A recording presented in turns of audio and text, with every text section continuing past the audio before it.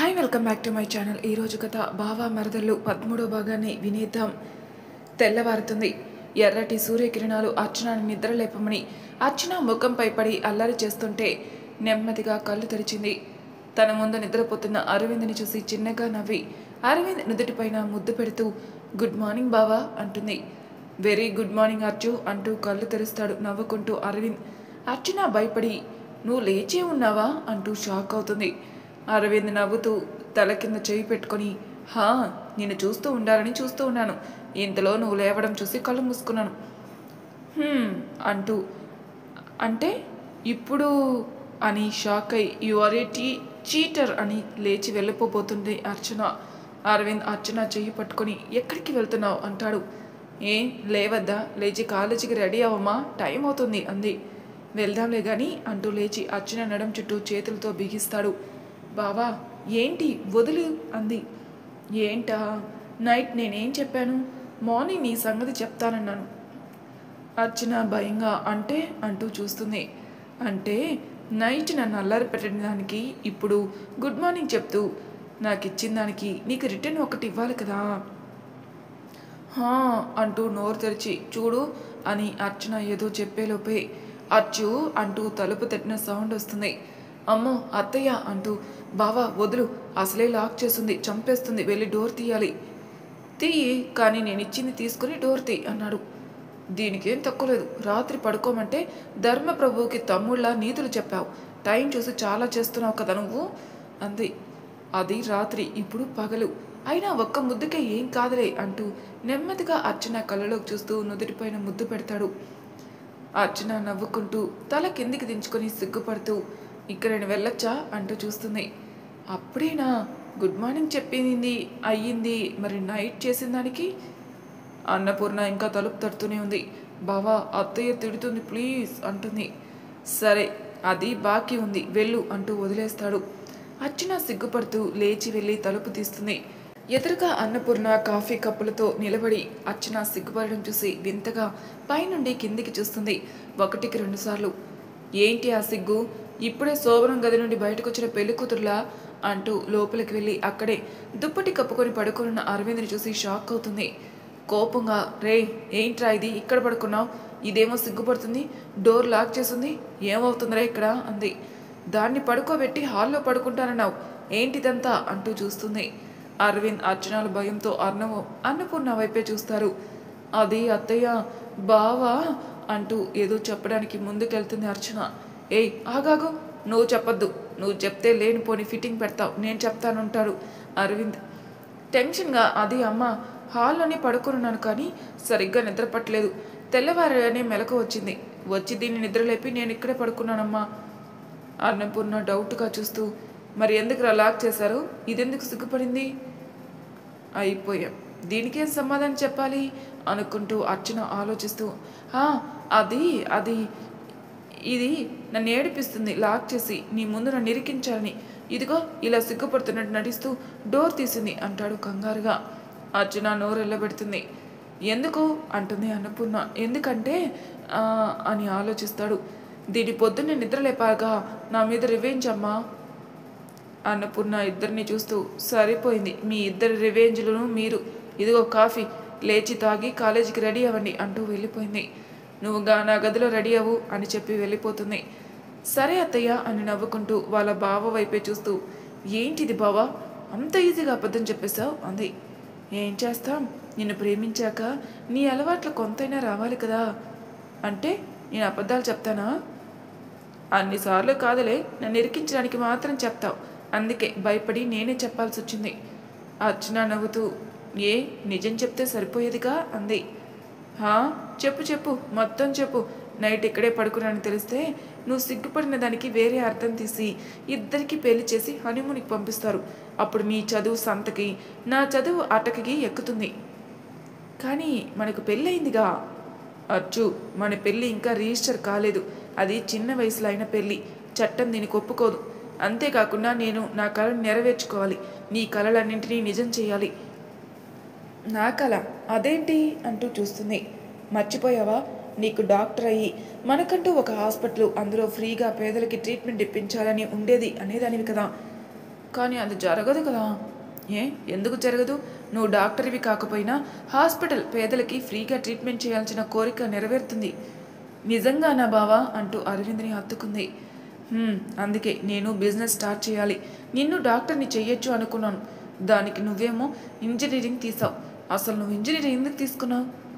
అది అది ఎందుకంటే అచ్చు అచ్చు కాలేజీకి టైం అవుతుంది అంటూ పిలుస్తుంది అన్నపూర్ణ. అయ్యో బావా, అత్తయ్య పిలుస్తుంది, నేను వెళ్ళాలి. ముందు చెప్పి వెళ్ళు అంటూ ఆపుతాడు. అది తర్వాత తెలుస్తుందిలే అంటూ వెళ్ళిపోయింది. ఇది ఎప్పుడు ఇంతే, విషయం అడిగితే మాట దాటి పారిపోతుంది. అసలు డాక్టర్ అవ్వాలన్న డ్రీమ్ని ఎందుకు వదిలేసుకుందో అంటూ ఆలోచిస్తూ కాలేజీకి రెడీ అవుతాడు. కాలేజీకి రెడీ అయి టిఫిన్ చేసి, అచ్చు నేను బైక్ స్టార్ట్ చేస్తాను, నువ్వు త్వరగా రా అంటూ అరవింద్ బయటికి వెళ్ళిపోతాడు. అర్చన ఫోన్ చేస్తుండగా తన ఫోన్లో మిస్డ్ కాల్స్ చూసి ఎవరిది 10 మిస్డ్ కాల్స్ ఉన్నాయే అనుకుంటూ రిటర్న్ కాల్ చేస్తుంది. అవతల వ్యక్తి నవ్వుకుంటూ ఫోన్ అటెంప్ట్ చేస్తాడు. హలో, ఎవరిది 10 మిస్డ్ కాల్స్ చేశారు అంటూ అడుగుతుంది. Hi darling, how are you baby అంటాడు ఆ వ్యక్తి. అర్చన ఆశ్చర్యంగా, హలో ఎవరండి మీరు అంది. వాట్ బేబీ, నన్ను అప్పుడే మర్చిపోయావా? చూడండి, మీరెవరో అనుకుని ఎవరికో కాల్ చేసినట్టున్నారు, ఒకసారి నెంబర్ చెక్ చేసుకోండి అంది. బేబీ, నెంబర్ నీదే, నేను కాల్ చేయాలనుకున్న వ్యక్తివి నువ్వే, అర్చనవి. నా వాయిస్ మర్చిపోయావా అర్చన? చూడండి, ముందు మీరెవరో చెప్పండి, తర్వాత మీ వాయిస్ సంగతి చెప్తాను. అలా కాదని ఇలా బేబీ డార్లింగ్ అంటూ పిచ్చివాగుడు వాగావంటే నీ నెంబర్ పోలీస్ కంప్లైంట్లో ఉంటుంది. అప్పుడు వాళ్ళే చెప్తారు నేనెవరో, నువ్వెవరో. ఆ వ్యక్తి హహహ అంటూ నవ్వుతాడు. ఈడియట్, ఆ అమ్మాయిల నెంబర్స్ తెలుసుకొని ఇలా హెరైజ్ చేస్తూ అమ్మాయిల్ని ఏడిపించాలనుకుంటున్నావా స్కౌండ్రల్? నువ్వెవరో తెలుసుకొని చెప్తారా? చొప్పుతో కొడతాను అంది. నా పేరు తెలుసుకున్నావు కానీ ఈ అర్చన అంటే ఏంటో తెలుసుకోలేదు, నీ సంగతి చెప్తా అంటూ ఫోన్ పెట్టబోతుంది. ఏ అర్చన అంటూ అరుస్తాడు. కొంతసేపటికి అర్చన బయటకు వస్తుంది. అరవింద్ అర్చనను చూసి, ఏమైంది అచ్చు, చాలా హ్యాపీగా ఉన్నావు? అత్తయ్య మావయ్య ఏమన్నారేంటి ఎంతసేపు? ఏం లేదు బావా, నా బాయ్ ఫ్రెండ్ ఫోన్, అందుకే అంటుంది నవ్వుతూ. అరవింద్ చాలా నార్మల్గా, ఏంటంట ఈరోజు కలవమన్నాడా అంటూ చూస్తాడు. అవును, ఈరోజు బీచ్లో నువ్వు కలుస్తావా చేస్తావా అంటూ నవ్వుతుంది. కలుస్తాను, నేను చూడాలిగా నా వైఫ్ బాయ్ ఫ్రెండ్ ఎవరో. చూపిస్తాలే, చూసావంటే నా చాయిస్ ఏంటో నీకే తెలుస్తుంది. అరవింద్ నవ్వుతూ చూస్తాడు అర్చన వైపు. ఇప్పుడు చెప్పు, ఏంటి విషయం, ఎవరి బాయ్ ఫ్రెండ్? నా బాయ్ ఫ్రెండ్ బావా గోపి, స్కూల్ ఫ్రెండ్. 2 years ముందు తన ఫాదర్కి ట్రాన్స్ఫర్ అయిందని కాకినాడ వెళ్ళారు, మళ్ళీ వస్తున్నాడట. ఇక్కడే మన కాలేజీలోనే జాయినింగ్ అంట. 2 days ముందు నన్ను కాలేజీలో చూశాడట, కానీ మాట్లాడడం అవ్వలేదట. డాడ్ నెంబర్ తెలుసు కదా, దానికి ఫోన్ చేసి నా నెంబర్ తీసుకున్నాడంట. ఫోన్ చేశాడు, భయపెట్టాలని చూశాడు, హెరాస్ చేసినట్టు 4 తిట్లు పడగానే నిజం చెప్పాడు, లేకపోతే ఈ పాటికి నెంబర్ పోలీస్ స్టేషన్లో ఉండేది అంటూ నవ్వుతుంది. అర్చన అరవింద్ నవ్వుతూ, అర్చన అంటే రౌడీ రాణి అని తెలిసి కూడా నిన్ను ఆట పట్టించాడా అంటూ నవ్వుతాడు. కొంచెంలో మిస్ అయ్యాడు, లేకపోతే జైల్లో, అంతే కదా అంటూ నవ్వుతాడు. అర్చన కూడా నవ్వుతుంది. సరే పద, టైం అవుతుంది అంటూ అర్చన ఎక్కించుకొని బైక్పై వెళ్ళిపోతాడు అరవింద్. దూరం నుండి వీరిద్దరిని ఒక వ్యక్తి గమనిస్తూనే నవ్వుకుంటూ ఉంటాడు.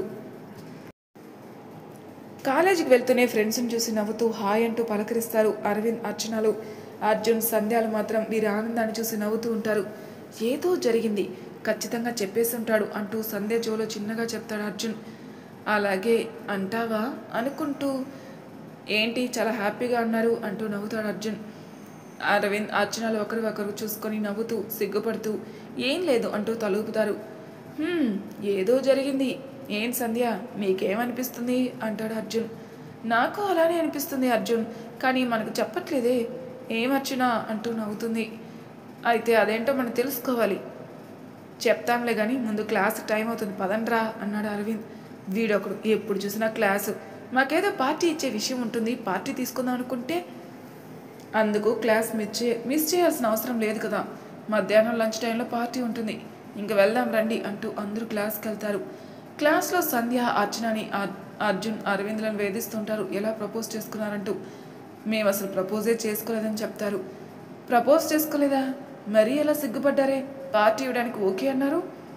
ప్రపోజ్ చేసుకోలేదన్నాం కానీ ఒకరి మీద ఒకరికి ఉన్న ఫీలింగ్స్ ఏంటో తెలీదు అనలేదు కదా అంటూ చూస్తాడు అరవింద్. అర్థం కానట్టు ఇద్దరు ఫేస్ పెడతారు. అంటే అంటారు అర్జున్. అంటే మనసులో ఉన్న మాట పెదవులు తెరిచి భావాలు వ్యక్తపరచుకోకపోయినా అర్థమవుతుంది. దానికి మనసుతో వినగలిగేంత ప్రేమ మనసులో ఉంటే చాలు. అర్జున్ అనుమానంగా, నాకు తెలిసి ఇది నీ ఒపీనియన్ కాదే అంటూ చూస్తాడు. నీకెలా తెలుసురా? అర్జున్ నవ్వి, నిన్నటి వరకు చెల్లితో చెప్పిద్దామని ప్రయత్నాలు, నువ్వు చెప్పాలని ప్రయత్నాలు చేశావు. ఇంకా ఇది నీ ఆలోచన ఎలా అవుతుంది? అరవింద్ కోపంగా చూస్తూ, అంటే నాకు తెలివి లేదా అంటూ చూస్తాడు. ఎందుకు లేదు? లేకపోతే నువ్వు ఈ కాలేజీకి టాపర్ ఎవలా అవుతావు. కానీ లవ్ విషయంలో లేదు, శుద్ధ పప్పువి. ఇది ఖచ్చితంగా ది గ్రేట్ బ్రిలియంట్ హెడ్ మా చెల్లి అర్చనదే కదా. రే, నీకు నా చేతిలో ఖచ్చితంగా మూడింది రే. రోజు రోజుకి నీ టార్చర్ మరీ ఎక్కువ అవుతుంది అన్నాడు అరవింద్. అవును, ఇప్పుడేంటి? అర్చన నేను ఒక్కటే, మేమిద్దరం వేరు కాదు, మేమిద్దరం ఒక్కటే, గుర్తుపెట్టుకో. వాహా వాహా, క్యా బాత్ హనా అంటూ క్లాప్స్ కొడుతూ యాక్ట్ చేస్తాడు. మా చెల్లి థాట్స్ నీవి అనడానికి నీకు అంటుంటే ఏంటి అన్నట్టు కళ్ళు పెద్దవి చేసి చూస్తాడు అరవింద్. అదే బ్రిలియంట్వి, మా చెల్లితో పాటు నువ్వు కూడా బ్రిలియంట్వే. ఇక్కడ నేనే కదా ఏం చేయాలో తెలియక ఏడుస్తున్నవాడిని. ఏ నీకేంటట పాపం, బైక్ గురించి పెళ్లి చేశారా ఏంటి ఇంట్లో? ఆ పెళ్ళి అయితే అయింది, అసలు జరగాల్సిన పెళ్ళే మిగిలింది. ఆ పెళ్లి తర్వాత త్వరగా జరగాలంటే నీ మనసులో ఏముందో మా సిస్టర్కి తెలిసేలా చేయరా. ఏంటి అప్పుడే సంధ్యా సిస్టర్ అయిపోయిందా? పర్వాలేదు, నా స్నేహ ప్రభావం బాగానే పనిచేస్తుందిలే. ముందు నేను చెప్పిన పని చేయి. బాబు, మీ ఇద్దరంటే బావమరదలు, చిన్నప్పటి నుండి కలిసే పెరిగారు. ఒకరి మనసులో ఏముందో ఇంకొకరికి మీ బిహేవియర్తో మీకు మీ పేరెంట్స్ చెప్పకపోయినా అర్థమైంది. ఇక్కడ మేము అలా కాదు, చెప్పాలని ఆర్డర్ చేసింది. అంటే నువ్వు ప్రేమిస్తున్న విషయం సంధ్యాకి తెలుసా? తెలీదు, కానీ నేను ఒక అమ్మాయిని ఇష్టపడుతున్నానని చెప్పాను. తను చాలా నార్మల్గా, అయితే చెప్తేనే కదా తన మనసులో ఏముందో నీకు తెలుస్తుంది అంటూ సంధ్య చెప్పింది చెప్తాడు అర్జున్. అరవింద్ నవ్వుతూ, అయితే ఇంకేం, ఇంకా ఆ పని చెయ్యి, వెళ్ళి ప్రాక్టీస్ చెయ్యి అంటూ నవ్వుతాడు. నవ్వురా నవ్వు, నిన్నటి వరకు నా టర్ను, ఇప్పుడు నీ టర్నా అంటూ తల పట్టుకుంటాడు. వీరిద్దరు మాటలు వింటున్న ప్రియ భారమైన నవ్వుతో చూస్తుంది. అది అర్జున్కి అర్థమవుతుంది. ఇంకొక వైపు విక్కీకి ఇద్దరి మాటలు కోపం తెప్పించిన తన ప్లాన్ వర్కౌట్ అయి తీరుతుందన్న సంతోషంలో ఉన్నాడు. ఇంతలో విక్కీ ఫ్రెండ్ పరుగున వచ్చి విక్కీని బయటికి తీసుకెళ్లాడు. ఏమైందిరా అంటూ చూస్తాడు విక్కీ. విక్కీ, నేను కాలేజ్ ఫెస్ట్ పార్టిసిపేటర్స్ లిస్ట్ చూశాను, అందులో అర్చన డ్యాన్స్ ఇంకా ర్యాంప్ వాక్ చేయబోతుందంట అంటూ చెప్తాడు. విక్కీ నవ్వుతాడు గట్టిగా. ఏమైందిరా అలా నవ్వుతున్నావు? రే, అది వీడికి నిన్ననే తెలుసు అంటూ చెప్తాడు ఇంకొక ఫ్రెండు. నువ్వు కాలేజీకి రాలేదుగా, నీకు తెలీదు. అలా అయితే నువ్వేదో ప్లాన్ చేసే ఉంటావు, అదేంటి? చూడు, కొన్ని పనులు మాటలతో కాదు చేతలతో చేయాలి. ఇప్పుడు నేను అదే పనిలో ఉన్నాను అన్నాడు విక్కీ. ఇప్పటి నా ప్లాన్తో వాడు అవుట్, కొంతకాలం తర్వాత అర్చన లైఫ్ నుండి అవుట్ అంటూ నవ్వుతాడు. అందరూ విక్కీని ఆశ్చర్యంగా చూస్తారు. క్యాంటీన్లో సంధ్య అర్చన కూర్చుని ఉంటారు. అర్చన దేనికో ఫీల్ అవుతూ ఉంటుంది. సంధ్య ఓదార్చుతూ ఉంటుంది. అప్పుడే అర్జున్ అరవింద్లో క్యాంటీన్కి వస్తారు. అర్జున్ అడుగుతాడు, ఏమైంది చెల్లెమ్మకి అని. కానీ సంధ్య ఏదో కాలేజ్ ఫెస్ట్ గురించి ఆలోచిస్తుంది అంతే అంటుంది. కానీ అది అరవింద్ నమ్మడు. ఎందుకంటే నేను పార్టిసిపేట్ లిస్ట్ చూశాను, నువ్వు డ్యాన్స్ ఇంకా ర్యాంప్ వాక్ ఇచ్చావు, రెండూ నీకు తెలిసినవే, ఇంకా దేనికి ఆలోచిస్తున్నావు అంటూ నిజం చెప్పమంటాడు. అర్చన అరవింద్ వైపు చూసి మనసులో ఏం చేయాలి, నిజం చెప్పాలా వద్దా, చెప్తే బావ ఎలా రియాక్ట్ అవుతాడు అని. అసలే బావకి కోపం ఎక్కువ, అది నా కోసమే కంట్రోల్ చేసుకుంటున్నాడు. చెప్పకపోతే చెప్పలేదని ఇంకా ఎక్కువ కోపం వస్తుంది.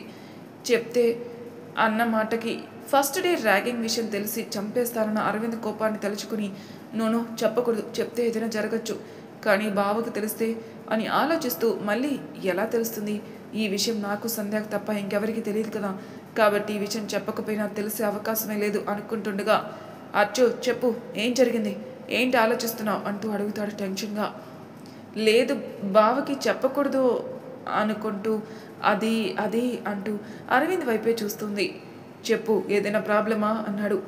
అలా అని కాదు, నేను ర్యాంప్ వాక్ అయితే చేస్తాను, కానీ నేను శారీ కట్టుకుని ర్యాంప్ వాక్ చేయాలనుకుంటున్నాను. అరవింద్ ఒక్కసారిగా షాక్ అవుతాడు. శారీనా అంటూ చూస్తాడు. అరవింద్ని చూసి నవ్వుతాడు అర్జున్. మరి దానికెందుకు భయం అంటూ చూస్తుంది ప్రియ. అర్చన సాడ్గా, అది నాకు శారీ కట్టుకోవడం, దాన్ని క్యారీ చేయడం రాదు, శారీ అంటే అమ్మ అత్తయ్య ఎవరైనా నేర్పిస్తారు, కానీ దాన్ని క్యారీ చేయడం ఇష్టం అందుకే అని చెప్తుంది. అర్చన చెప్పింది విని నోరు తెరుస్తాడు. అర్జున్ గ్లాస్లో వాటర్ అరవింద్ ముఖంపై చల్లుతాడు. షాక్ నుంచి తేరుకొని అర్చన నవ్వే పొజిషన్లో లేదు. ప్రియా చూస్తూ ఉంటుంది. సంధ్య నవ్వుతుంది. అర్చన నిజం చెప్పలేదని ఒకవైపు అమ్మయ్య అనుకుంటూ అరవింద్ షాక్ నుండి బయటకు వచ్చి అర్జున్ని 2 దెబ్బలేస్తాడు. ఏంట్రా ఇదే అంటూ. మా చెల్లిచ్చిన షాక్ నుండి తేరుకోవడానికి అంటూ నవ్వుతాడు. అరవింద్ అర్చన వైపు చూస్తూ, ఎందుకే ఇలా షాక్లు ఇస్తావు? ఇలాంటి ఎక్స్పెరిమెంట్స్ ఎందుకు? చక్కగా డ్రెస్ వేసుకో, దానితో ర్యాంప్ వాక్ చేసాయి అంటాడు. ఏంటి చుడిదార్సా అంటూ నవ్వుతాడు అర్జున్. ఇంకొకటి పడుతుంది అర్జున్కి. దానికి వెస్ట్రన్ వేర్ అలవాటు ఉంది, డిజైన్ కూడా చేస్తుంది, దానికే అవే అలవాటు, అందుకే ర్యాంప్ వాక్ కూడా నేర్చుకుంది. అది ఆ డ్రెస్తోనే ర్యాంప్ వాక్ చేస్తే బెటర్ అన్నాడు. అదేంట్రా, నీకు ట్రెడిషన్ అంటే ఇష్టం కదా, శారీ మన కల్చరల్ ఫెస్ట్లో మన కల్చరర్తో శారీతో ర్యాంప్ వాక్ చేస్తేనే బాగుంటుంది కదా, ఒకసారి ఆలోచించు అన్నాడు అర్జున్. చూడు, ఇక్కడ నా ఇష్టం మన థాట్స్ కాదు, అర్చన కన్వీనియంట్ ముఖ్యం, దానికి శారీ క్యారీ చేయడం రాదు అంటూ అర్చనను చూస్తూ, నువ్వు నేను చెప్పింది చెయ్యి, నువ్వు వెస్ట్రన్ వెయ్యి అంటూ చూస్తాడు. అర్చన కళ్ళ వెంట నీరు కారుస్తూ, లేదు నేను శారీనే కడతాను, వెస్ట్రన్ వేసుకోవాలనుకుంటే ఈ డ్రెస్సులు వేసుకుని కాలేజీకి వస్తానా? ఇవెందుకో నీకు తెలీదా? నువ్వు మళ్ళీ వెస్ట్రన్ అంటే అర్థం ఏంటి అంటూ ఏడుస్తూ ఏం తినకుండా క్లాస్కి పరుగున వెళ్ళిపోతుంది. అరవింద్ అచ్చు అచ్చు అంటూ పిలుస్తాడు. అరవింద్ కూడా ఏం తినకుండా అర్చన క్లాస్కి వెళ్ళి అర్చన పక్కన కూర్చుంటూ, అచ్చు ఐఎమ్ సారీ, నాకు తెలుసు ఇదంతా నా కోసమని, కానీ నువ్వు శారీ అంటూ అనబోతుంటాడు. నేను శారీ అలవాటు చేసుకుంటాను బావా, ఫెస్ట్కి ఇంకా 10 days ఉంది, ఈలోపు నేను రోజు శారీనే కడతాను, అలవాటు అవుతుంది. కానీ అచ్చు ఎందుకు ఇదంతా? నా అర్చన నా కోసం కూడా మారకూడదు. నేనేం మారడం లేదు, ముందు నిన్ను ఆట పట్టించడానికి నీకు ఆపోజిట్గా చేసేదాన్ని, నిన్ను చూస్తూ నీలాగే డ్రెస్ చేసుకునేదాన్ని, కానీ నాకు ఇండియన్ కల్చర్ అంటేనే ఇష్టం బావా. ఇంకా ఇప్పుడు వెస్ట్రన్ పూర్తిగా వదిలి మా బావకి నచ్చినట్టు ట్రెడిషన్గా ఉండాలి అనుకుంటున్నాను. అర్చన కళ్ళలోకి చూస్తూ ఉంటాడు అరవింద్. అర్చన చెప్పింది వింటూ అర్చనని దగ్గరికి తీసుకుంటాడు. అర్చన నవ్వుతూ దూరంగా జరిగి, ఇది క్లాస్ రూమ్, దూరం మెయింటైన్ చేయాలి అంటూ నవ్వుతుంది. నవ్వుతూ దూరం జరిగి, సరే మరి మిగతా పార్టిసిపేటర్స్ వాళ్ళతో మాట్లాడావా ఇండియన్ కల్చర్లో అని? వాళ్ళు కూడా వారి వారి ఒపీనియన్స్ కూడా ఉంటాయి కదా. కొంతమంది ఇండియన్ ట్రెడిషన్, కొంతమంది వెస్ట్రన్ అంట. అరవింద్ నవ్వుతూ, సరే రా లంచ్ చేద్దాం, అందరూ వెయిటింగ్ అక్కడ. మన దగ్గర ట్రీట్ తీసుకోవడానికా అంటూ నవ్వుతుంది. అవును. సరే నీ ఫ్రెండ్ గోపి వచ్చాడా? తనని రమ్మని కలిసినట్టు ఉంటుంది. అర్చన ఒక్కసారిగా డల్ అవుతుంది. మళ్ళీ ఆలోచనలో పడుతుంది. అచ్చు అన్న పిలుపుతో మళ్ళీ అరవింద్ వైపు చూస్తూ, ఏంటి బావా అంటుంది. నీ ఫ్రెండ్ గురించి అడిగాను, తనకు ఫోన్ చేసి క్యాంటీన్కి రమ్మను.